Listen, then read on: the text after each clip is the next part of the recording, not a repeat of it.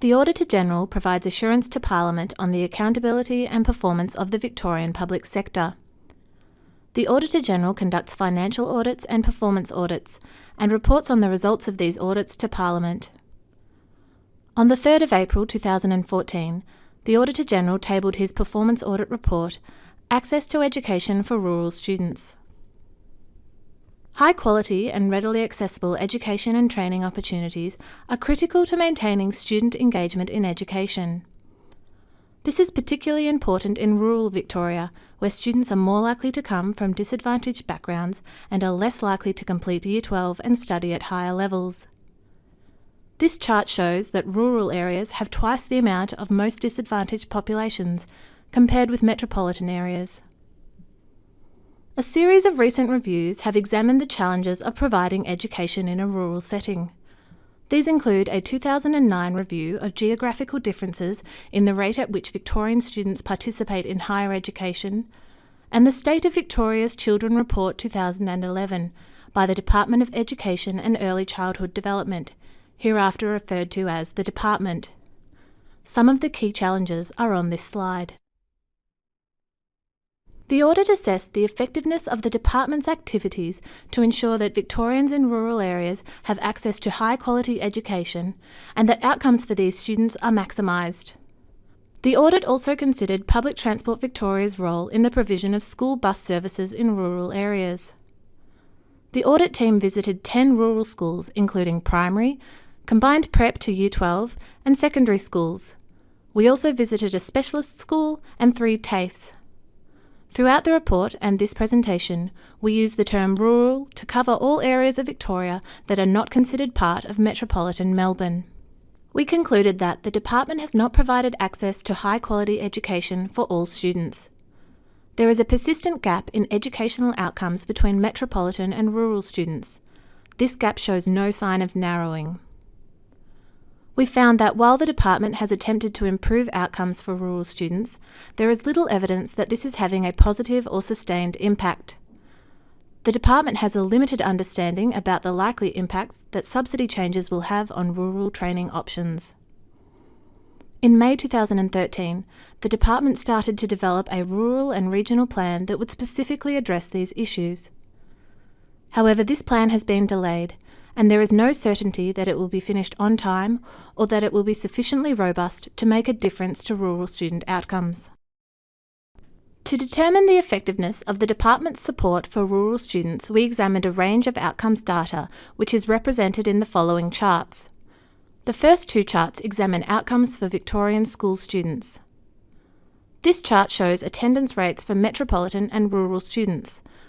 Following a small drop in 2008, the overall attendance rate across metropolitan schools has risen steadily. Meanwhile, attendance in rural schools has been steadily declining before a minor correction in 2012, moving from a situation where rural attendance was better to one where it is worse. This chart shows secondary school completion rates. There is a persistent gap in outcomes. While overall senior secondary completion rates fell between 2007 and 2013, the drop was more pronounced among rural students, and the gap between rural and metropolitan students has widened.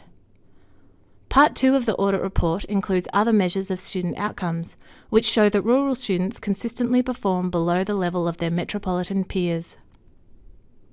Turning to outcomes of young people of post-compulsory school age, this chart shows the destination of surveyed students following Year 12.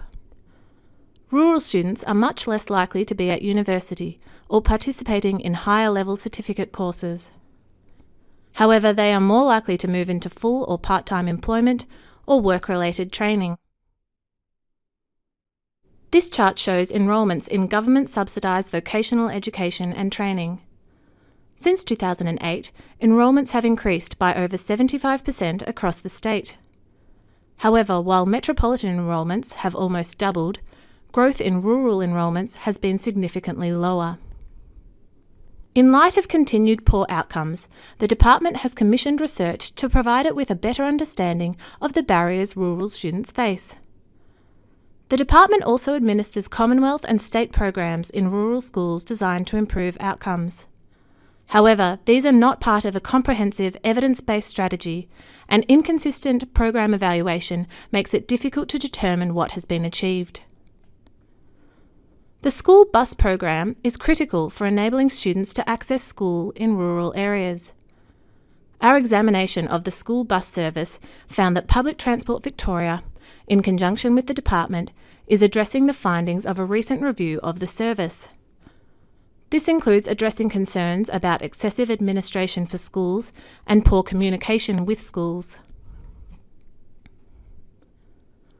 Moving on from schools, we found that the Victorian Training Guarantee has expanded access to training and the choice of providers across the state. Since its introduction, the department has made a series of adjustments to training subsidy rates. These were informed by some impact modelling on students and providers. However, the department has a limited understanding of the range of non-subsidised fee-paying courses available to rural students. Without this information, it cannot comprehensively evaluate or predict the impact of its funding adjustments. In May 2013, the department started developing a plan to address the disparities facing rural students. In order to be effective, this plan needs to comprehensively analyse the current approach to rural education, meaningfully engage with communities and stakeholders, and commit to measurable long and short-term objectives that clearly articulate how it will achieve its stated aims. However, the key research underpinning the plan has not been finalised, and it appears unlikely that the plan will be finished on time. The department provided no evidence that the plan will be sufficiently robust to address the serious disparities in rural outcomes outlined in this audit report. We made 5 recommendations to the department, including that it improves its understanding of the value of its programs to rural students, develops better outcome monitoring of rural students, and ensures that its rural and regional plan is completed on time and will actually make a difference. The department has accepted all recommendations. In addition to following up on the recommendations made in this report, we also plan to conduct further audits in the school and vocational education and training sector. We intend to release our annual plan in June, which will set out our future performance audit topics. Other audits that specifically consider rural education outcomes include student completion rates, science and maths participation rates and initiatives, and casual relief teacher arrangements. All our reports are available on our website. If you have any questions about this or other reports, or if you have anything else you would like to discuss with us, including ideas for future audit topics, please call us on 03 8601 7000 or contact us via our website.